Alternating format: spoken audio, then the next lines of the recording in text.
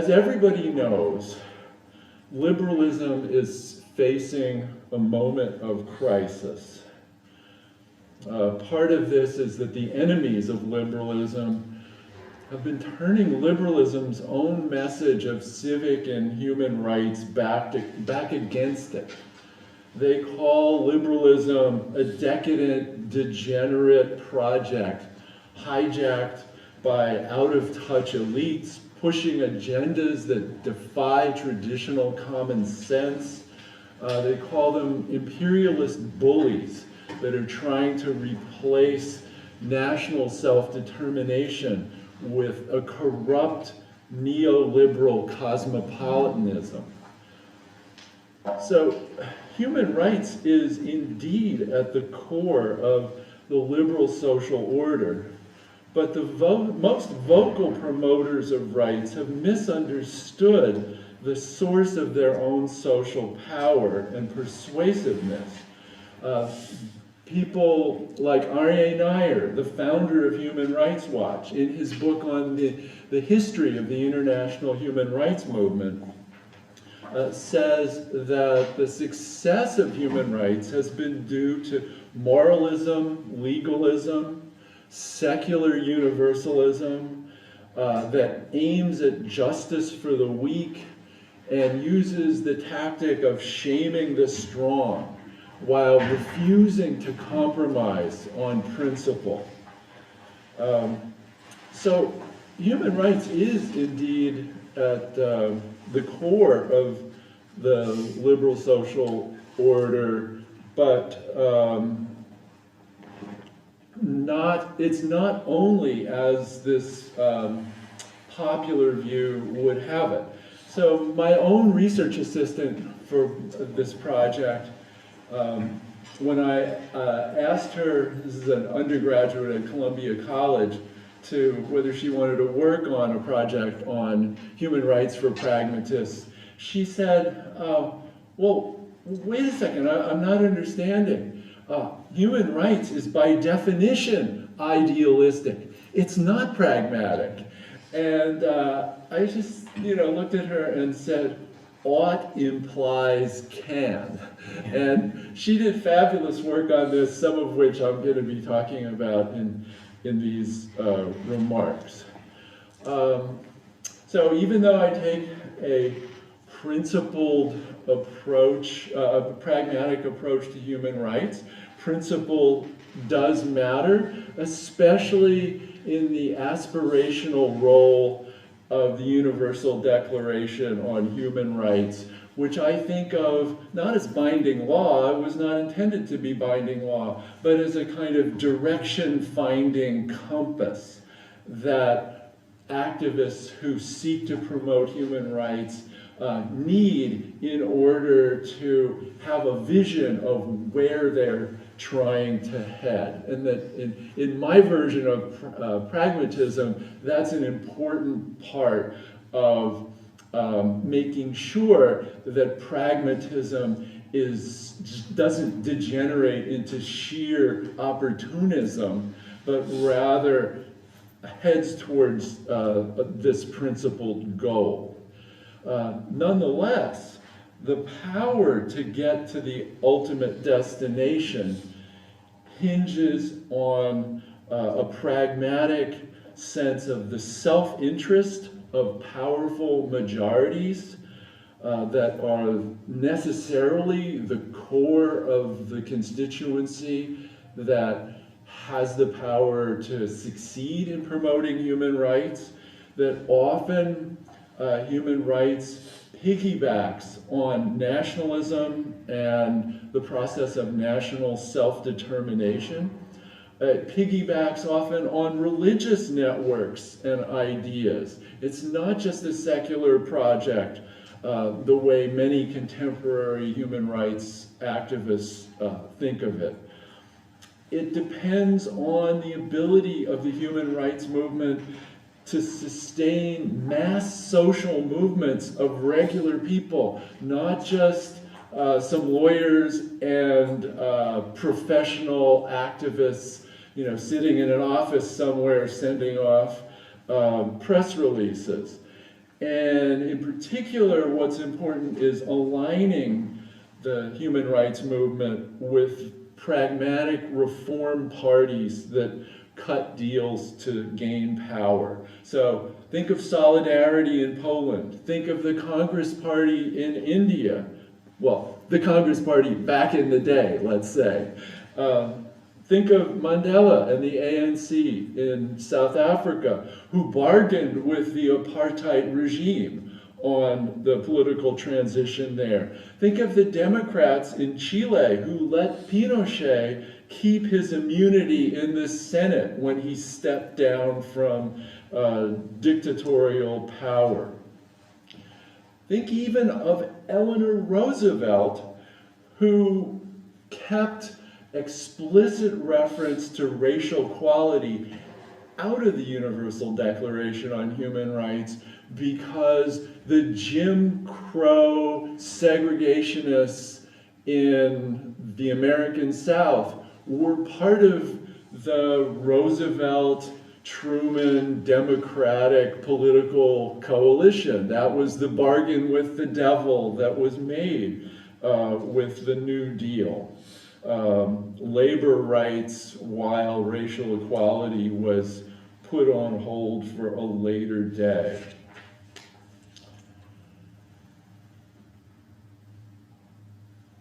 So the vehicles for the pragmatic power of human rights historically came first with the rise of commercial classes in the early modern period in Europe who demanded property rights, the right of free contracting, due process, political representation, and freedom of the press. At a slightly later date in historical development, rights expanded with the rise of the working class, which demanded the right to collective bargaining and economic and social rights.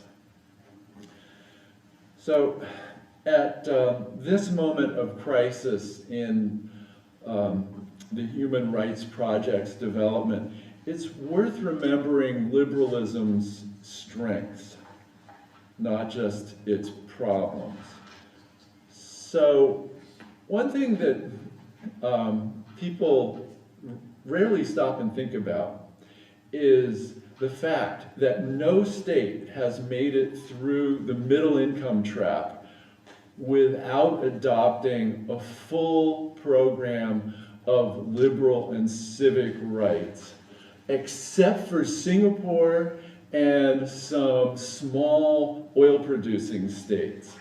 So we're talking about a choice point in political and economic development where the country is approximately at 1/4 the level of US gross domestic product per capita, 1/4 US GDP. And at that point, economic development using the so-called advantages of backwardness starts to run out of gas. When you're at the early stages of economic development in a poor country with an authoritarian government, you can take advantage of cheap labor, underutilized natural resources, and also the directive power of an authoritarian state to create some of the basics of the formation of capital to advance your economic growth.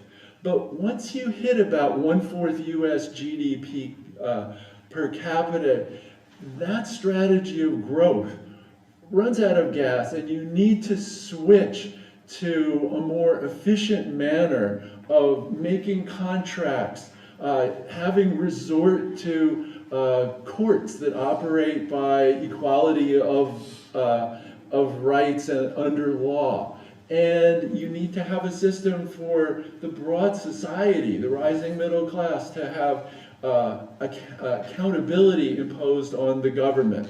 If you don't do that, This data, this is from a study by David Dollar, who's a Brookings economist. The data shows that countries that don't reform at the 1/4 US GDP per capita start to slow down and stagnate economically, or else sometimes they just explode because of the political instability of trying to run that type of modernizing country in an authoritarian, no rights way. And so the ones that succeed are like Japan, South Korea, Taiwan, are the countries that at 1/4 US GDP per capita decide to go all in for democracy, rights, rule of law based society. The other important strength of liberal democracy societies with rights and rule of law that we should remember is that rights-affirming liberal democracies are the best realists in their behavior in international politics. Liberal states were on the winning side of 6 out of the last 6 hegemonic wars in the international system. Liberal states don't fight wars against each other. They stick together well in alliances. They organize cooperative economic regimes. This is a picture of the foundation of the Bretton Woods system. They threaten other countries less than authoritarian states do, and we're now seeing this proved once again by what's going on in Ukraine and what is being threatened to go on in Taiwan. However, with that bit on the strengths of liberalism, we should also remember that liberalism has its own internal contradictions too. There's the tension between liberty and equality, between political freedom and free markets. This has historically been managed in the post-1945 period by the democratic welfare state, helped along at the international level by the Bretton Woods cooperative economic institutions. But in more recent decades, there have been tensions that have been growing with the rise of the libertarian strand of liberalism. These are tensions that foes of liberalism can exploit, complicating efforts to promote human rights. So my book uses the concept of modernity to frame its argument about rights and pragmatism.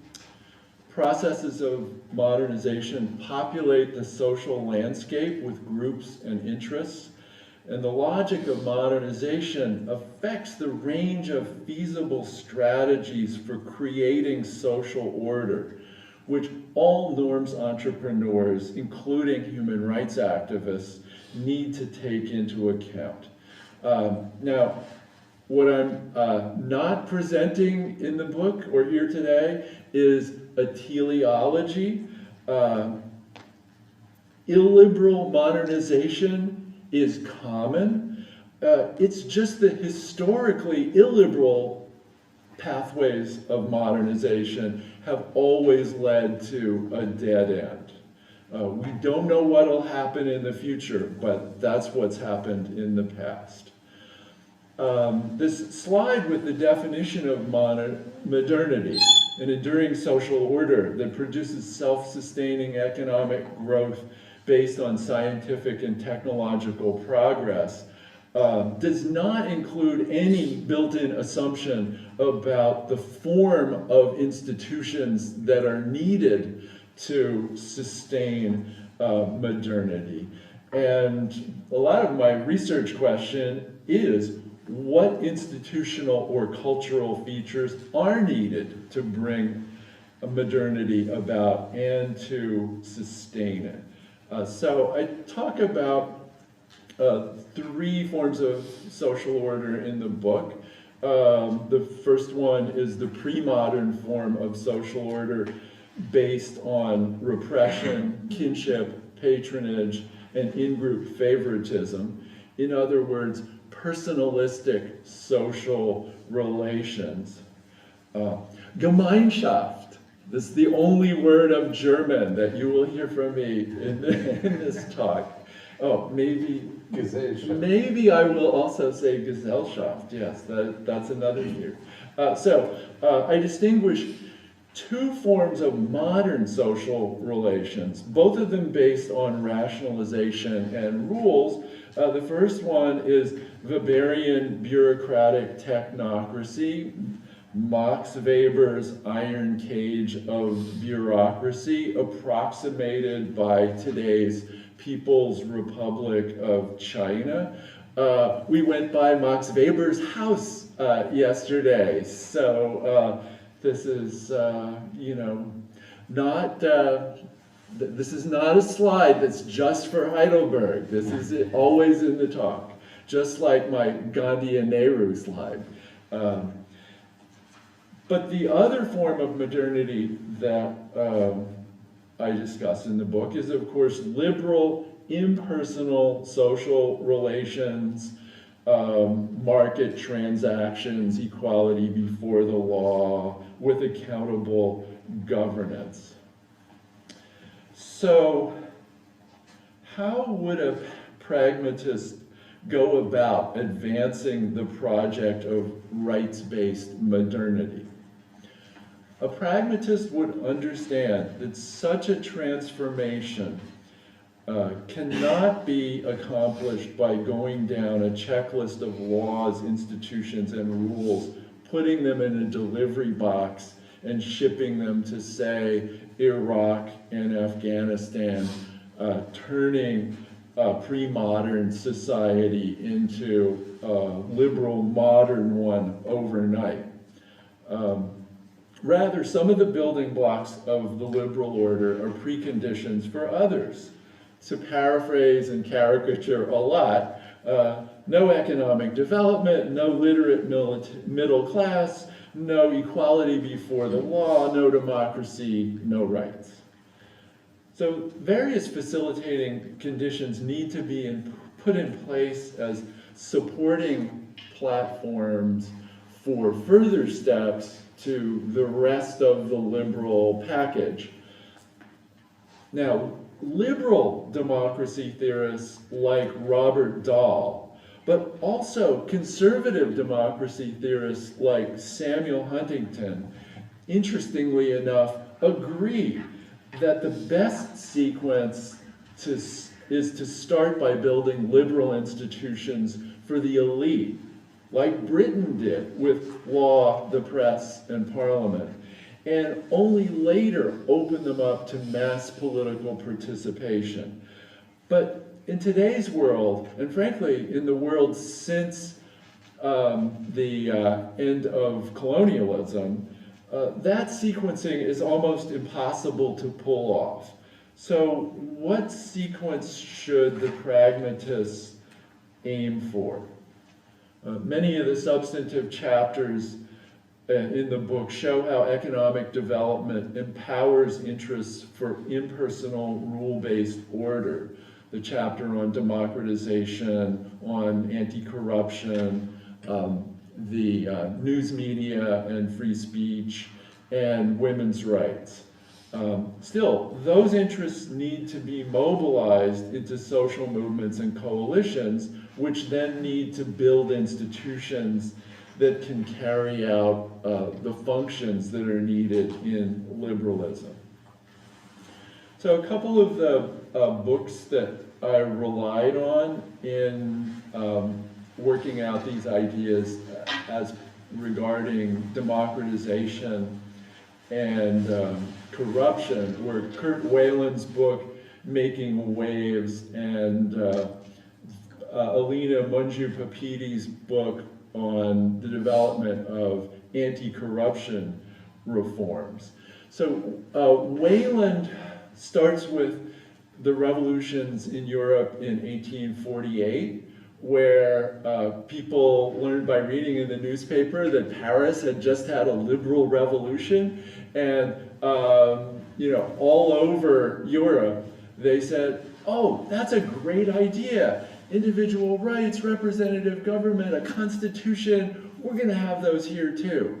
And so there was the bourgeois revolutions of 1848 that tried to accomplish those goals, based, as Wayland's book lays it out, mostly on the idea and the aspiration that this would be a good way to run society that appealed to the rising middle classes.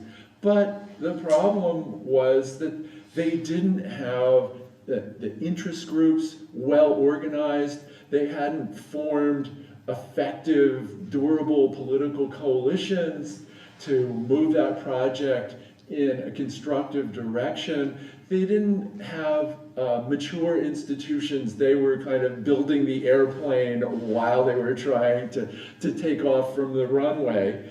And those revolutions collapsed within a year or two. Wayland contrasts that with later waves of democratization after there had been decades and decades in these countries, in South America and elsewhere, decades and decades of development of social class interests, political coalitions to support broader political participation, and decades and decades of development of legal institutions and other institutional structures, including media, that you need to make democracy function the way it's supposed to be. And he explains how, in particular environments, people made various political strategic moves that created something that worked locally to lead to more democratic outcomes. Often with a lot of 2 steps forward, 1 step back. I was really struck by how similar the arguments were in the Monju Papiti book to the Kurt Wayland book on democratization. She shows how, she's an economist who worked in the World Bank, as well as in academia. She shows how the sequence for successful anti-corruption reforms of the old patronage-based order is based first on a degree of economic modernization, second on mobilizing reform coalitions among these highly capable sectors who are disadvantaged by being stuck with the deadweight costs of the old corruption, and along the way by creating impersonal rule-based institutions so that the new system can function. So I see this whole process as a shift over a long period of time from the old equilibrium of the personalistic order to the new rights-based equilibrium, which has to pass through a long transition period of disequilibrium in which social interests and institutions are a mix of the old and the new. So the problem as you're scaling this cliff is that you are in disequilibrium. How do you arrange coalitions for partial reforms that get the incentives right, not only in the hypothetical, aspirational, liberal future, but during each step of the transition up this cliff, scaling the wall from the low-level equilibrium of the old patronage-based corrupt order to the higher equilibrium of the fully institutionalized liberal order. I'm going to give you just some quick and dirty rules of thumb on how to climb that cliff, going from handhold to handhold, where you have something to grab onto that gets the power calculation and the incentive calculations right as you're doing the hard work of climbing that cliff. So, first one, aspirational appeal to core supporters, as per Martin Luther King. Secondly, don't divide your core base of supporters.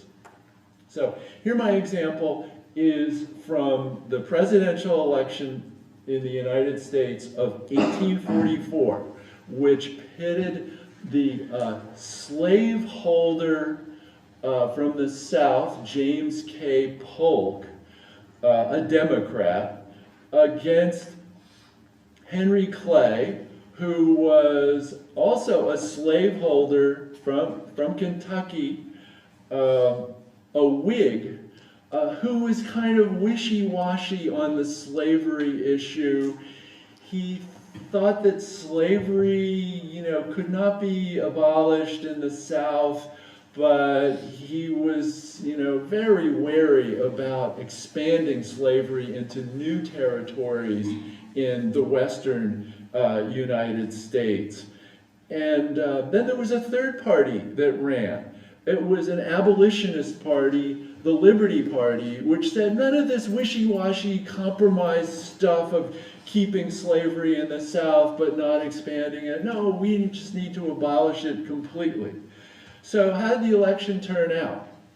Well, the decisive key to the outcome, which elected Polk the president, was in the state of New York, where the abolitionist candidate got 3% of the vote, where Polk won with a 1% advantage over the Whig candidate, Clay. He got, in America's crazy electoral college system that you probably know about, he got all of the electoral votes of New York State because of that tiny margin of victory, which was only 1%, and remember the abolitionists got 3%. So if the abolitionists had not run and had instead voted for the Whig candidate, New York State would have gone to Clay, but in fact it went to Polk, and that was the margin of victory for Polk for the whole election, and he became president. And the result of that was that he started a war with Mexico, which was his plan as a lever to expand slavery into the Southwest. And this completely disrupted the political bargain between the slave and the non-slave states, and led pretty directly to the political collapse that produced the U.S. Civil War. So don't divide the base was one of the lessons that Abraham Lincoln learned from the 1844 election. He said, commenting on the uncompromising abolitionists, the tree is known by its fruit. So another thing to remember in strategizing, in pragmatically advancing a pro-rights agenda, is don't forget about the value of opportunistic deals for fence sitters. Once again, we have Abraham Lincoln. He's looking at the failure of the Whig Party to attract votes from the northern working class. They hated the abolitionists because the big funders of the abolitionists were wealthy industrialists that were paying the northern workers a pittance and instead giving the money to abolitionists to abolish slavery. And Lincoln had a better way of appealing to this constituency. He said, northern workers, it's very important for you to keep slavery out of the Western territories because many of you want to go west as homesteaders. You want to take your skills to the west and create new communities. And you're not going to be able to do that if the slave power turns the western United States into slave territories. You're going to be out there competing against slave labor, and you don't want that. So vote for me. We will keep slavery bottled up in the South. It won't go west where you are seeking opportunity. So don't alienate swing voters.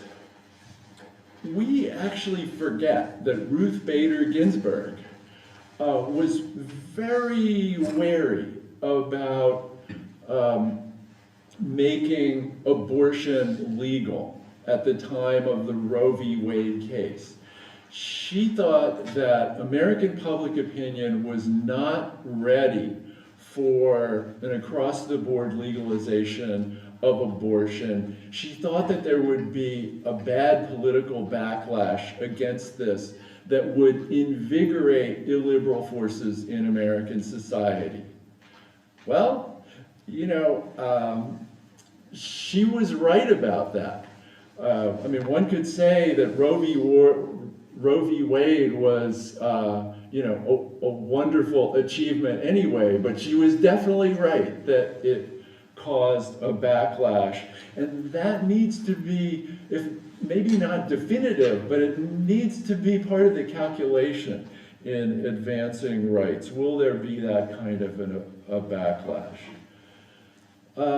Fifth rule of thumb, you know, if you feel the urge to go around naming and shaming, like many activist organizations do, they rely on this as a key tool. It seemed to me that in reading the shaming doctrines of activist human rights organizations, that none of them had actually paid any attention to the academic or clinical literature on what happens when you shame people, and especially when you shame groups. You know, in a nutshell, it's that in many cases what happens is resentment, anger, denial, hiding the bad things you're doing rather than stopping the bad things, and then the creation of a kind of culture of deviance that worships the norm breaking that you're engaging in. So shaming is a very risky strategy because it plays into the hands of illiberals, the old elites, and illiberal elites that are trying to find some basis for mobilizing mass support, and backlash against shaming is something that often makes that possible. Instead, it's better to pick popular issues to lead with. Almost everybody hates corruption, but human rights organizations generally don't claim that people have a right to live in a country with a bureaucracy that's not corrupt.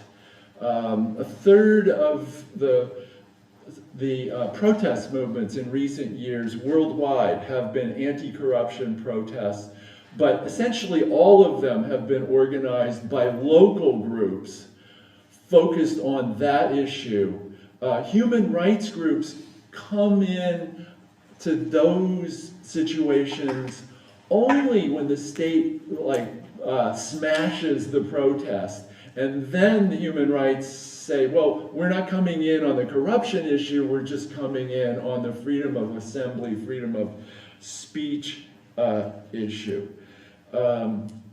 So, pick on popular issues like corruption, like labor rights, and do it in a way that appeals to the broadest labor constituencies. So, slave labor in China among Uyghurs, kind of small constituency. Why not support working conditions and labor rights of all kinds for all Chinese, and then you will not run the risk of having a division between Han Chinese and Uyghurs over the Uyghur issue, but try to talk about all labor in China. Persuade locals in the normative vernacular. When I was in Cairo, I interviewed a guy who had been setting up women's health clinics all around Egypt, and but he was worried about the liberal human rights lawyers and activists who were coming down hard on Arab countries because they signed CEDAW, the Women's Rights Treaty, only with reservations that kind of watered it down. And he said, you know, to a group of human rights activists that I helped organize in the Middle East, he said, you know, don't do this to me. Don't tie my hands with this kind of like picky stipulations. I've been working my whole life trying to have a kind of vernacular Islamic acceptable way of talking about these women's rights, women's health issues. And what he does is he writes pamphlets and articles and so forth where the first half is explaining the Quran and the second half is medical science. And so we need to think about the normative vernacular in promoting rights. So another thing that's important is to keep the central operating systems of liberalism functioning.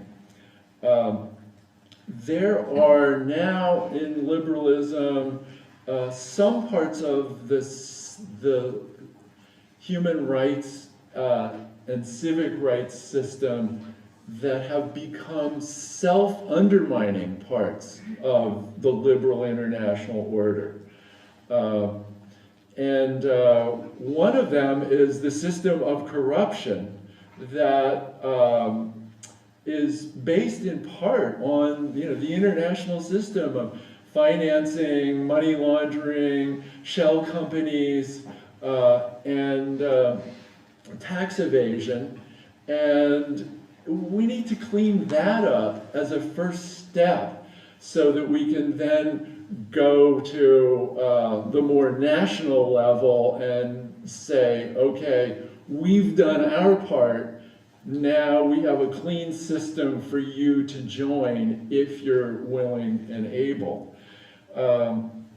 The other dysfunctional, self-undermining part of the system now is the social media and the news media.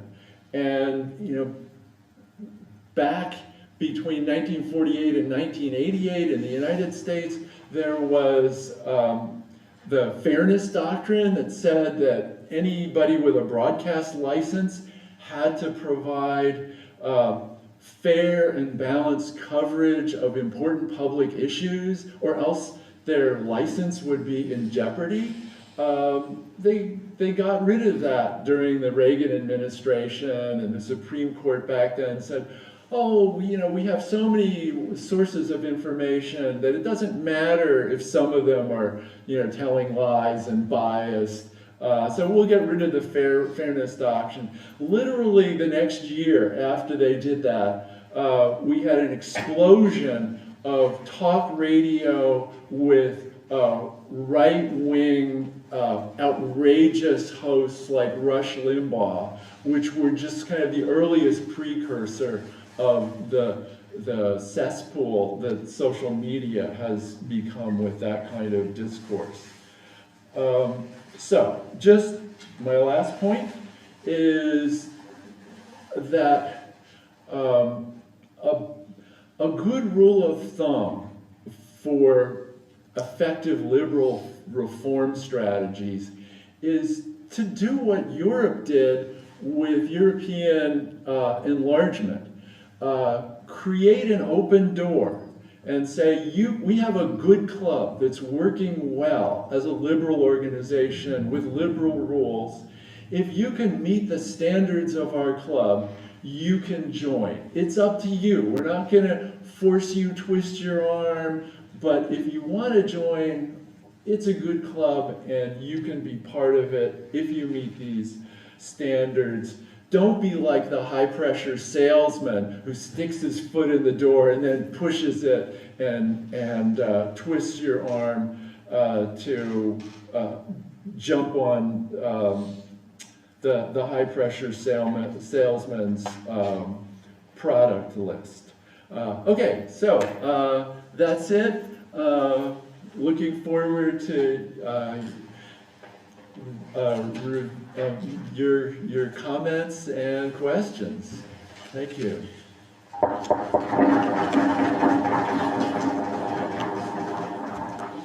Thank you so much, Jack. That's a fabulous talk. It gives me much space to talk about the points why the audience should buy the book, or at least read the companion article in Foreign Affairs. So for those of you who have not the time to buy and read the book, that is highly recommended. I start out with the reasons why one should read the book and buy the book, of course, and then follow on with the reasons why one still should read the book while thinking about the points and probably at least reading the article. In Human Rights for Pragmatists and the corresponding piece in Foreign Affairs, Jack Snyder offers a compelling and comprehensive argument on how and under what conditions societies make progress in expanding political rights and freedoms. In what Jack calls a contrarian view, he argues that the socio-political context is of primary importance for human rights and freedoms to succeed. More specifically, he holds that only when societies become modern, when they feature a rising middle class and respective income levels and equal distribution thereof, and when they have some basic democratic institutions, human rights are to succeed. Thus, in what may be called a modernization theoretical argument of human rights evolution, he contends that in the course of history, material power and respective coalitions of interest come first, whereas rights come later. So why should one buy the book or at least read the articles? There are at least 5 reasons to do so. First, the book in particular offers a synergetic reading of the most important theoretical and empirical work on human rights evolution, and it also includes his own research in China, Hong Kong, Myanmar, Egypt, Indonesia, Turkey, and Ukraine, as well as international corruption research literature and the literature on the formation of social movement. It is truly impeccable when it comes to the breadth and depth of the literature it covers. So by reading it, you really, really learn a lot. I have not seen such a work that is so rich and deep in the analysis of the respective literature in probably a very long time. Second, the book and the underlying articles make a compelling case by criticizing some parts of the human rights community for engaging in naming and shaming strategies that lead to foreseeable unintended consequences, i.e. backlash when accused leaders use the critique by foreigners to mobilize domestic support through nationalistic or post-colonial narratives. Some of you may view the article as a provocation, and I just read the headline, Why Human Rights Movement is Losing and How It Can Start Winning Again, right?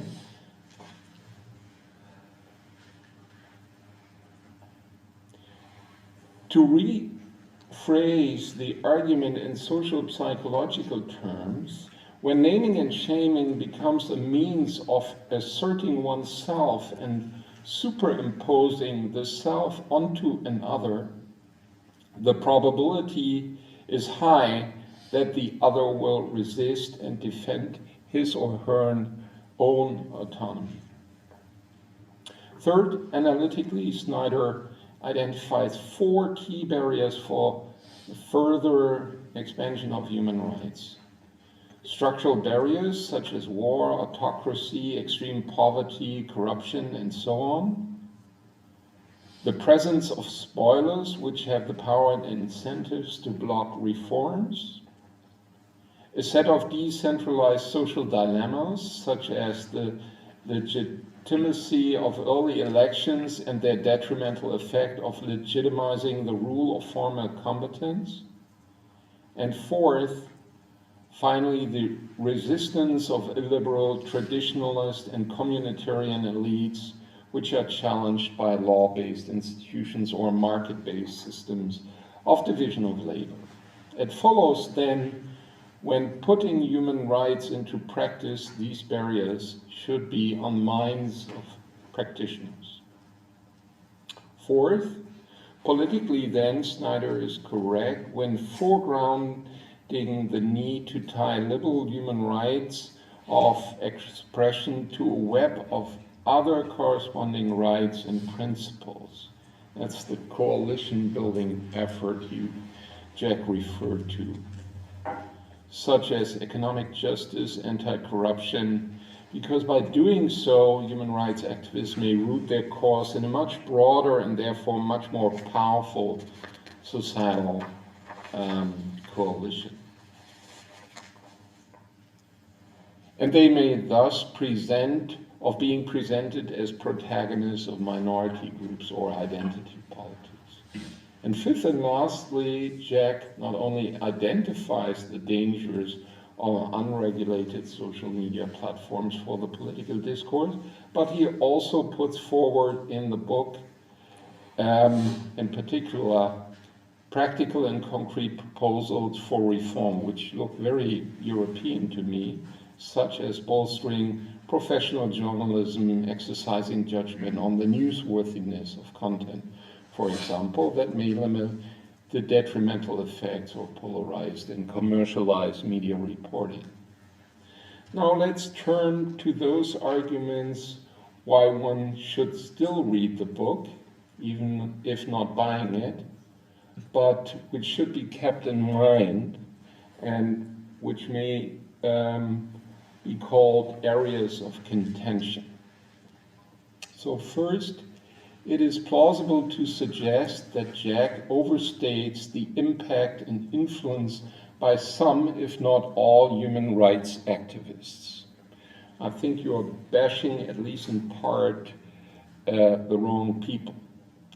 To begin with, when activists name and shame some government official in an autocracy or in a democracy so as to exert pressure on the respective government, this naming and shaming does not directly cause the government official to comply.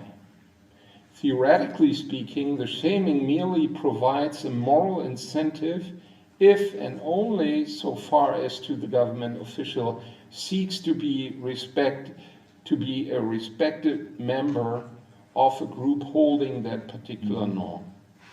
As Jack rightly insists, those who despise a certain norm, such as rights for the LGBTQI+ community, will not comply, but will oppose or even dissent from the norm. It follows that the rights activists hold what may be called constitutive power, a power that must be recognized by the compliant actor to hold sway over him or her. Analytically speaking, then, even if you accept that these groups have moralistic great power potential, it is still in elected and democratically legitimized governments, such as the German government, that makes critical statements about the situation of Uyghurs in China. So in turn, it is still the government that is legally and politically responsible for its action and not the societal pressure group. That doesn't make the case better, but the political and legal responsibility is tied to the government and not to the NGO group. Moreover, autocratic governments which are named and shamed by activists may or may not engage in addressing the criticism they are confronted with. So to deny both governments that agency to respond or conclude the social interaction of recognition of a norm to what may or may not be unjustified or unwise moral claims is to belittle their causal and constitutive power in shaping the events. So I think at least there's a collusion between those rights activists and those people in government that do or do not comply with the norm. Secondly, if some activists or governments name and shame, thereby engaging in constructing a moral order and hierarchy in international affairs, they may be responsible for an emotional turn in national or international politics because they draw the ire of those who fear that they do not receive the necessary respect or recognition when shamed. The named and shamed actors, as you said, may display their resentment or ressentiment by openly violating international norms, such as killing people with weapons of mass destruction or in diplomatic missions. Also, in a similar vein, when Western governments promise to defend human rights militarily, they may create perverse, moral hazardous incentives for the secessionist groups to engage in what has been called suicidal rebellions by Alan Cooperman. But then again, not all human rights activist groups engage in what you call one-way dialogue and high dungeon shaming. Rather, and arguably, the majority of human rights and or climate activist groups do engage what some may have called documenting and denouncing. To highlight that point in the debate of climate justice as a human right, I think it's plausible to suggest that there is an important difference between the Extinction Rebellion and what has been called the last generation on the one side, and other more mainstream groups such as the World Wildlife Fund and Greenpeace. So I think in the book you should distinguish between NGOs and their strategies and their constitutive or causal power in shaping the events, because otherwise you antagonize, human rights groups as such and not a particular strategy or a particular body of institutions.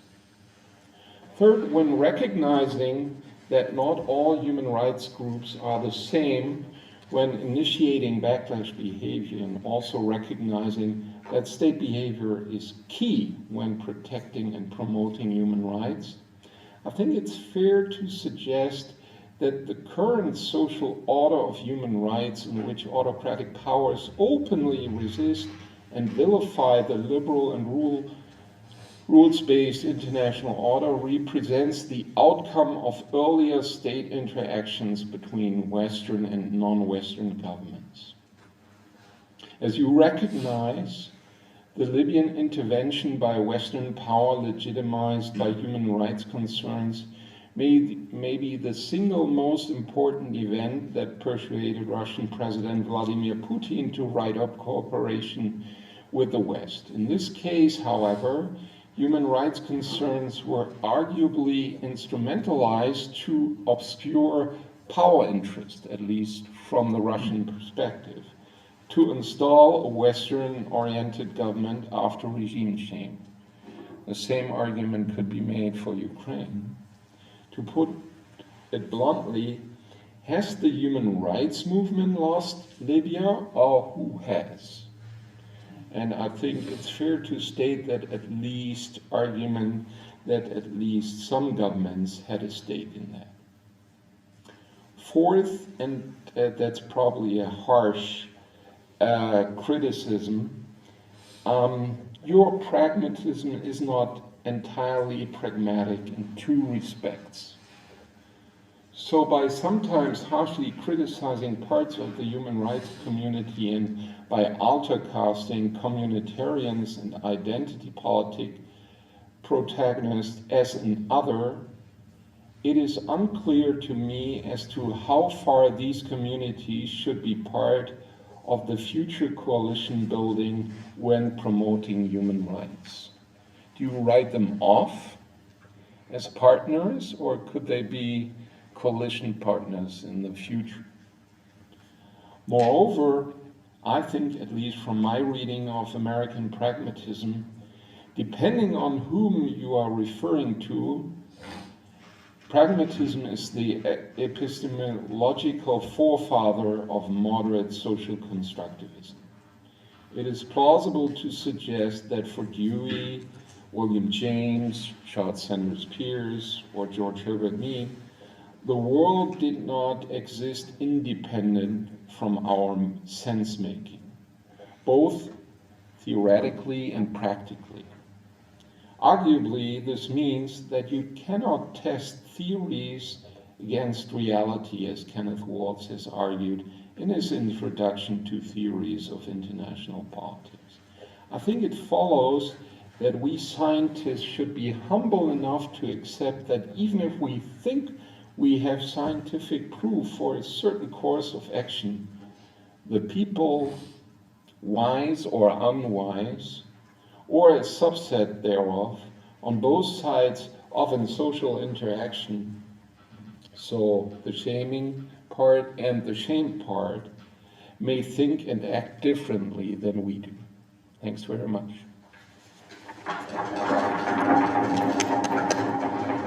So, Jack, would you like to take more questions, or would you like to respond to comments? Yeah, I want to respond like really briefly, because I have like a point for a few of these things, and then go and collect questions from the room. So just on the headline in the Foreign Affairs Online piece, human rights is losing. As people who have written op-eds know, newspapers or online things like the Foreign Affairs magazine, they write the headlines, and not only do they write the headlines, they don't even show the headlines to the authors. The author is as much surprised by the headline of their piece as every other reader is. So I did not write that headline, and as you saw from my litany about the strengths of liberalism and human rights, I was actually more worried about being thought as somebody who had a teleological view of the victory of liberalism than I was worried about being like a real naysayer about human rights.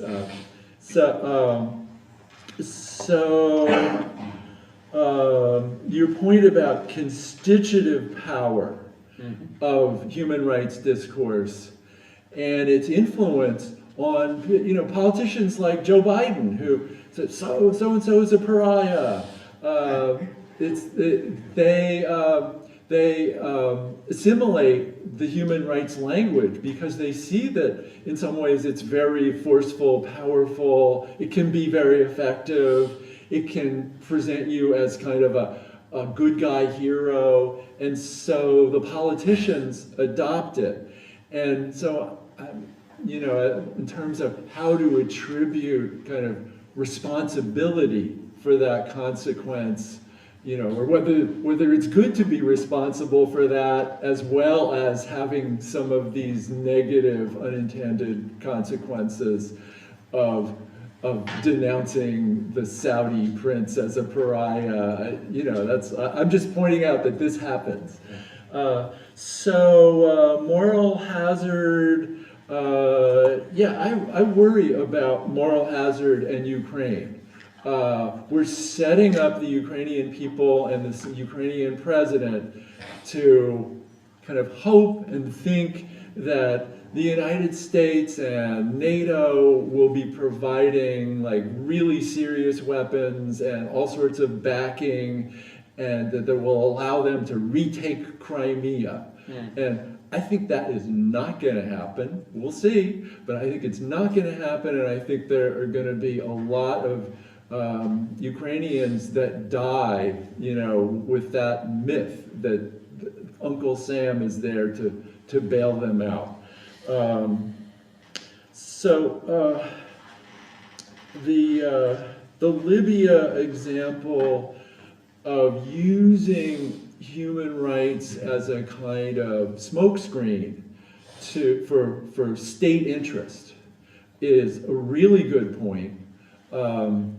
There's a good book by John Mueller about all of the justifications for military intervention that George Herbert Walker Bush trotted out before, while he was sending the US Army to the desert of Saudi Arabia, and how, first of all, he said, it's about jobs and the price of oil. And nobody was interested in that.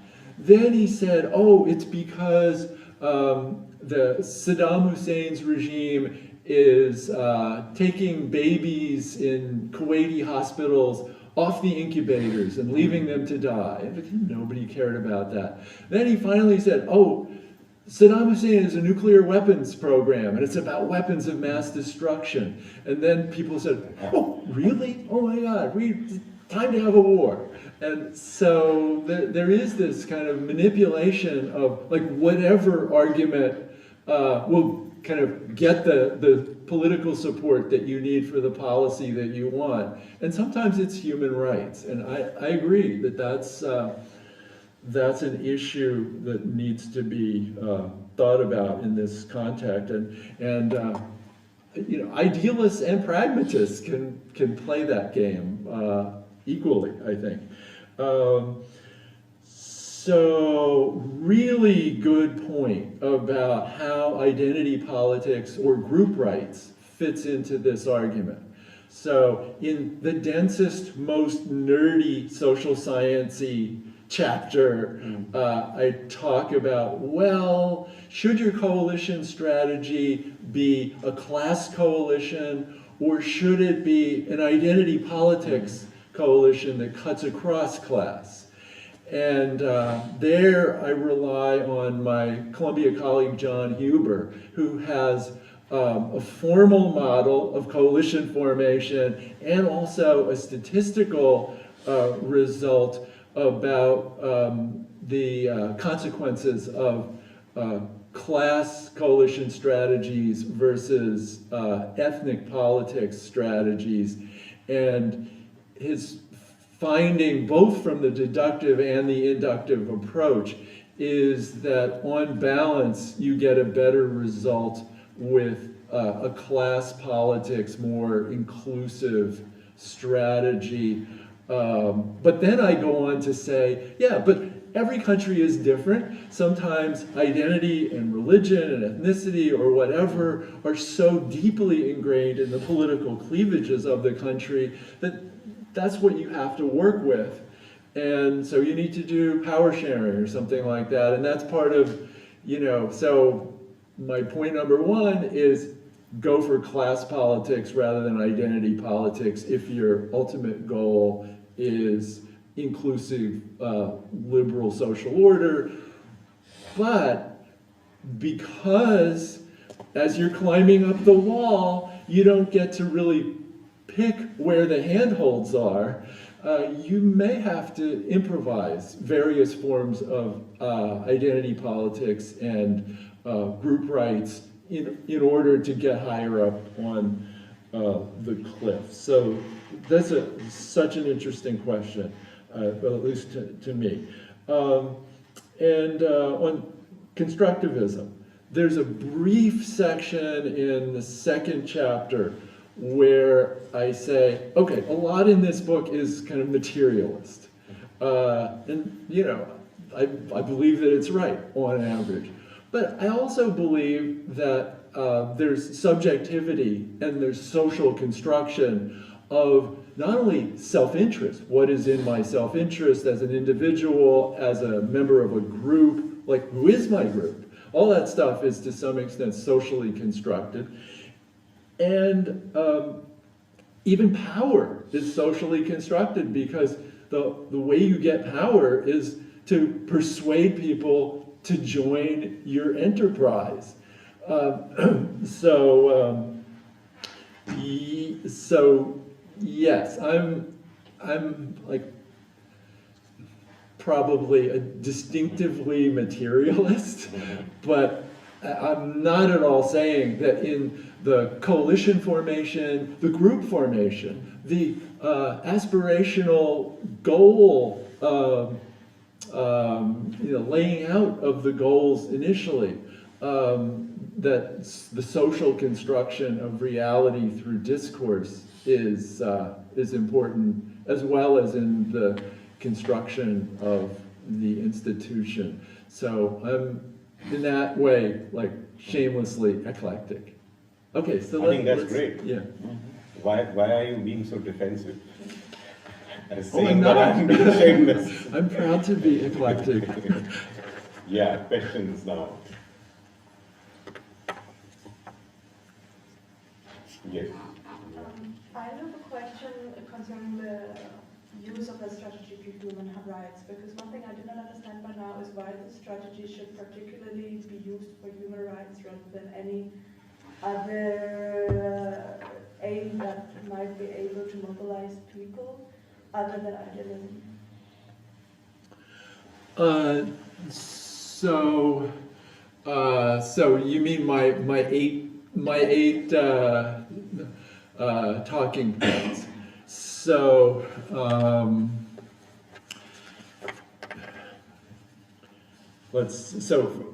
let me answer first by asking,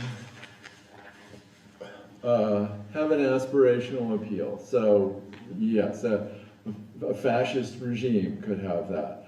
Don't divide the base. Yes, that applies to any type of, political movement that has a mass component with elite leadership. Opportunistic deals to fence sitters. Yes, any successful social movement is going to do that, whether they're liberal or not. Don't alienate swing voters. Yes, these are, in that sense, just like basic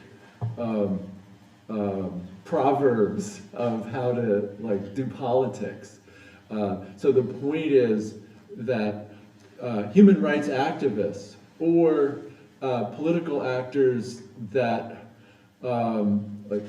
take as a principle the refusal to compromise are not doing the things that are just normal and universal in politics. Persuading in the vernacular, picking popular issues, don't shame people that you want to vote for you. This is just politics 101, which would apply to any kind of regime, at least any kind of regime that is seeking, a broad base of support. And And so the point is that if the opponents of liberalism are going to be using all of these tried and true tactics of increasing their power, strengthening their base, having a cohesive coalition, the proponents of liberal rights-based strategies certainly can't tie their hands behind their back by not doing the things that everybody knows works in political movements. Thank you. Yes. Oh, yeah, So about the pragmatism strategy for human rights activists or any social movement activists, so at what stage do you think this pragmatism should sort of kick in? As in, should the human rights activists start off being pragmatic? It could happen that you alienate your, if you're not giving a cohesive, strong message, then it might alienate a lot of people. If you're doing too much bargaining and, coalition building with others, it might confuse your original base, what's going on. Maybe they in some sense that if you do not get out a very strong, cohesive message, then you sort of internally divide your base themselves. So, if you stick to a cohesive message right throughout, then it is possible that you make so much noise that you get a seat at the table to even talk to the government about it or talk to the union about it, and then from there you can think of being pragmatic. You can have a give and take. So at what stage do you think this pragmatism should kick in? Yeah, so one can imagine, say, a warlord who's like a smart warlord, and he thinks ahead, and he thinks about what strategy will work for me, not just this afternoon, but where am I going with this? But you can imagine a warlord that's completely transactional, and he has a short time frame, and he has no overall goal for how he wants to organize the territory that he rules. And he's just sort of kicking the can down the road. That was the way history worked, I think, for centuries, except it was, people, local leaders, warlords, or people running clans or lineages, but we're not thinking in terms of a grand design for social order. So I think in order to have any design for social order that leads to a sustained strategy, whether it's Bolshevism or whether it's liberalism, you need to envision some sort of goal and map of how you want to get there, even while you're retaining flexibility in what particular steps do you take to strengthen your forward movement. Now, I think that even though I started out with aspirational goals, I think that often the way this works in the initial stages in the literature is that so you develop the king, say, has armed barons that are sort of aligned with him, sometimes support him, but sometimes resist. And the king is worried that, if he doesn't make the armed barons satisfied with the patronage deal that he's offering them, that they might, just attack him and try to overturn his rule. And so he'll try to kind of regularize the bargains and establish some kind of rules of thumb for who gets what and how should everybody behave so that they're not constantly resorting to just armed force to get what they want. And then, according to this literature, which is Douglas North, the Nobel Prize winning guy, tells this kind of a story about Western Europe. Well, eventually they set up courts that have official rules for regulating these relations between the armed groups in society, the nobles, and then they get more codified, and then at some point somebody gets the idea of, oh wait, we should have rule of law. And then somebody gets the idea that, well, maybe the commoners can get cut in on the rule of law because that would make them more productive and happy. So although it was #1 on my 8 points, I think it can actually evolve over time out of material power relations where people understand the rules and principles thing because they've already started to create rules of thumb, if you will, to regulate pragmatically kind of these gross power relations. We'll take the last 2 questions. Yes, Ayan. Yeah, you, and then... Yeah, let's just take everybody who has a question, and then I'll respond like really quickly. Okay, yeah. So quick questions then, because... So I think I had quite a basic question, and maybe also a foundation to the question asked before. Could you maybe share your thoughts on what is the gap or the space between pragmatism and idealism, and who are the pragmatists, who are the idealists? Is Human Rights for Pragmatists is the book, and we understand that maybe the point that you've made and what I've understood so far is that we can take a more pragmatic approach to human rights in mobilizing missions. But is human rights also important for pragmatists? Is that a valid thought? And yeah, in exploring what is the gap between idealists and pragmatists, maybe what is lacking in the idealism aspect that has kind of given space for this book to be written, or for the points to be made. Yeah. Yes, but yeah, Hussain. I'll follow the order because I should respect, who got the question first. Yeah. So thanks for the presentation. I mean, the main argument here was that power elites and rights follow, as what you are also in the book. What about the conditions that we have in democratic like sliding in the context? Look at, for example, what's happening in Turkey, in India, and somehow in Israel. So the decline of those liberal parties and the rise of some authoritarian regimes, is there any chance? Yes, but then, yeah. Thank you. I think a couple of things that I'm trying to kind of understand better. First, so you talked about modernity and described it as an enduring social order that produces self-sustaining economic growth based on scientific and technological progress. And you also talked a lot about liberal values and liberalism and stuff. Is the argument in some way that liberalism and modernity are in some ways kind of synonymous, or because modernity to me would seem to be a much more larger and broader than liberalism just by itself. That's kind of the first thing. And secondly, also,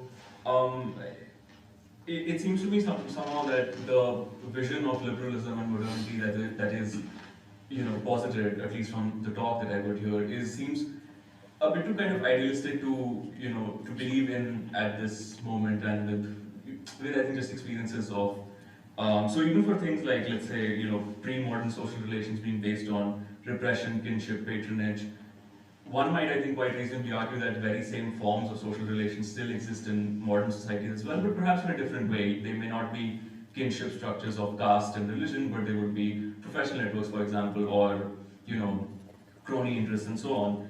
And similarly with repression and violence, I think they still exist in very structural and subtle manners in modernity, and would perhaps rather be, maybe constituting kind of elements there. Yeah, so I think if you could just kind of comment a bit on that, because I think, one might disagree with postmodernist assumptions or arguments, but I think it's still reasonable to say that there is kind of, crisis or fundamental kind of challenge to the experience of modernity, liberalism, and the promises it had, and why it doesn't live up to them, and so on. Yes, Mia. Great presentation, Professor.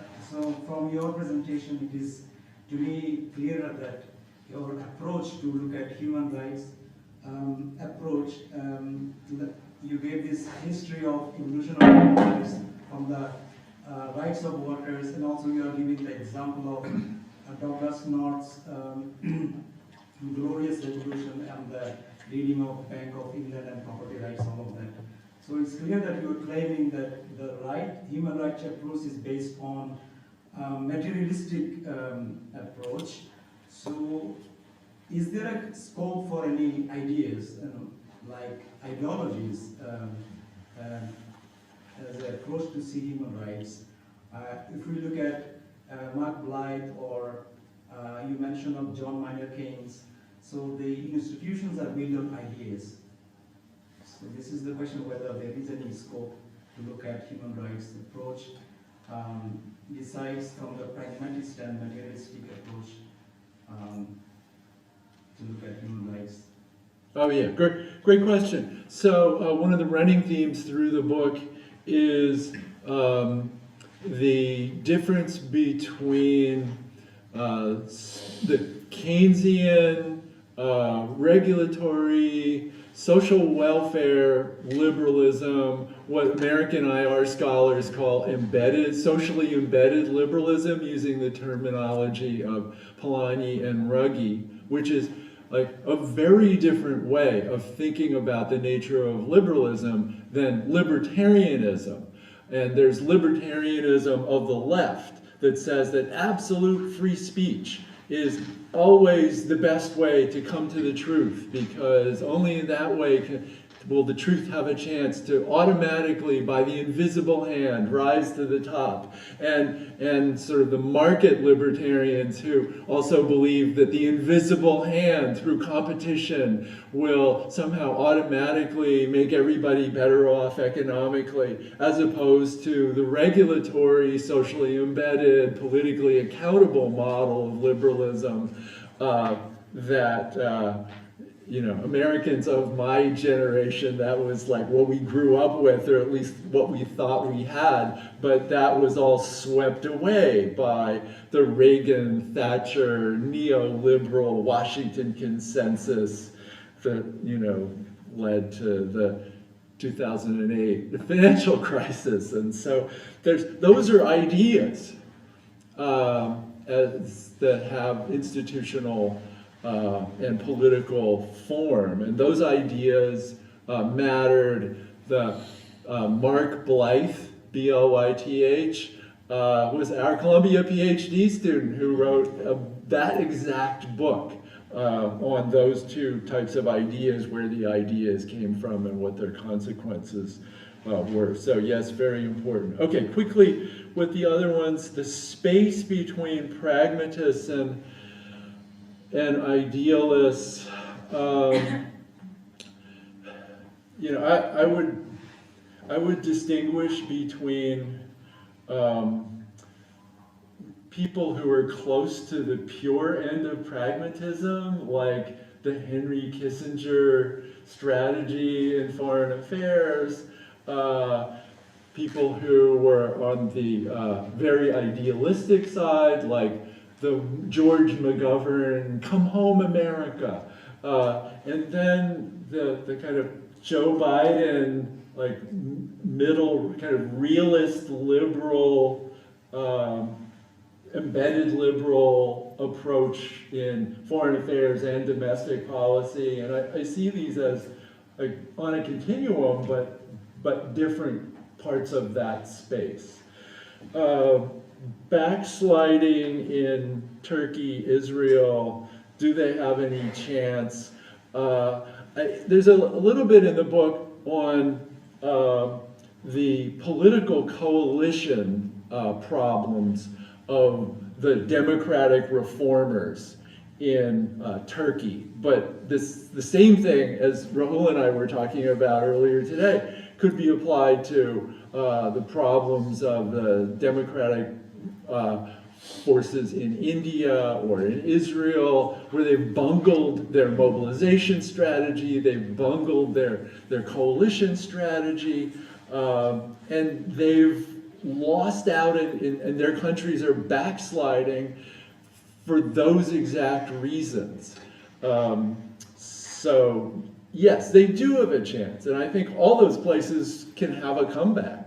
But the reformers need to learn these like ABCs of politics and do a better job.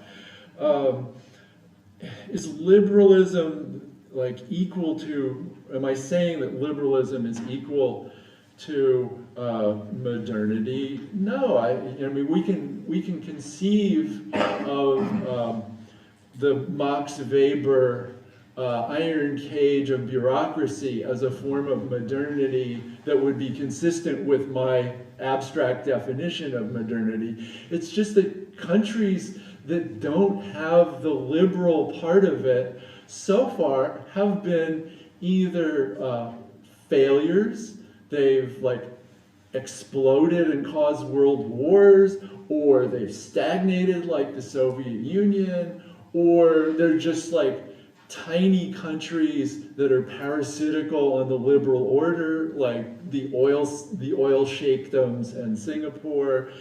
So I don't think, I mean, liberalism has contradictions. We could talk all night about the contradictions of liberalism, so it doesn't mean that that's the end of history. But so far, it's the only thing that even halfway works. So illiberal structures in liberal modern society. Yes, we're learning more and more about those, in this recent historical period, where you get backlash against immigration, backlash against globalization, backlash against the rapid pace of cultural change, gender relations, and the parts of countries, like especially the rural parts, or in the United States, especially the parts that used to have slavery, then they used to have Jim Crow, and there's still very conservative places that operate by a more authoritarian, in-group discrimination, kind of patronage economics often, that, if you have them operating in social contexts where there are a lot of stresses coming at them, then you get mobilization of illiberalism and the kind of backlash that we're seeing. But in, literature on populism says that kind of populism destroys weak democracies, like, say, Peru, but strengthens well-institutionalized, mature democracies because it forces the political sphere to pay more attention to the problems that voters are facing. And in a democracy, if voters think they're facing problems, like by definition, you have to listen to them. You don't have to do illegal, immoral, self-destructive things, but you have to listen to them and figure out a way forward that's going to be compatible with democracy. Okay. Yeah. Thank you so much to everybody. I just want to push you with one last question, and I want you to I want to see whether, I'm not against your pragmatism and I'm not against your materialism, but whether you would end up being less defensive about the ideas that you acknowledge. And I would do that in the following way. So you can take an advanced industrial country like the United States of America, right? And it gets pushed in the neoliberal direction, and it also gets pushed in the backslide direction with very good prerequisites of modernity. Then you have a country like India, which is certainly, in terms of the middle class, it's growing. But in terms of backsliding, of course we can, from an agency perspective, we can criticize the Congress party. But from a social structural perspective of modernity that you're proposing, there's, elections are happening, the election commission is not defunct, the middle class is actually growing. But backsliding is becoming even more sort of concentrated and worrisome, although we don't completely believe that the story of democracy is over. On the other hand, when India became independent, it didn't have a middle class. It kind of practiced democracy within the Congress party before India became free, and even after India became free, we know that even in 1950, the president of the Congress party was somebody whom Nehru had actually opposed. Purushottam Das Tandon became the president of the Congress party because Sardar Patel, who was the deputy prime minister of India, was politically probably equally, or even, so in terms of the way in which power was sort of distributed within the Congress party, there was much greater when the prerequisites for. Now, I'm not trying to argue that the social base of what we call modernization theory is completely unimportant, or that impersonal laws and all of that which we see in the Weingast piece and in others is. But what I'm saying is that even if we treat them as a necessary condition, wouldn't really ideas drive the sufficiency of those conditions? Because, and if you go in that direction, then I don't think you change your arguments very much, because you are frontally acknowledging the importance of ideas. But if you don't, then there's a lot of variation that is taking place inside the advanced industrial world. So you have Poland and you have Hungary and Poland, which are European countries, certainly economically far more advanced. And all these kinds of things are happening. So I'm just saying that your arguments about pragmatism can be given actually an ideational tone, which doesn't take away from the pragmatic characteristics that you are actually saying, which you're saying would work for any movement, including Modi's India. Like Modi has to make compromises with backward caste groups, Modi has to make compromises with the Dalits, even though the RSS it has to be driven by upper caste Brahmins. I mean, that is in the ideology of the RSS, but in order to win votes, they have to portray Modi as a backward caste leader, they have to make concessions to the Dalits. But so maybe some of those aspects of modernity, if they are not backed with the right kinds of ideas, you can get. So I just want to see how far you want to push the ideational aspect of this argument in proposing a modernity which is democratic and with rights. Yeah, so I think that there is a cultural stickiness to ideas of various kinds. I mean, that's why we have this literature about the different varieties of capitalism, Yes. the Anglo-Saxon versus, Yes. and some of that is structural differences, but some of it is habit and ideational differences that's sticky over time. So I don't disagree with that.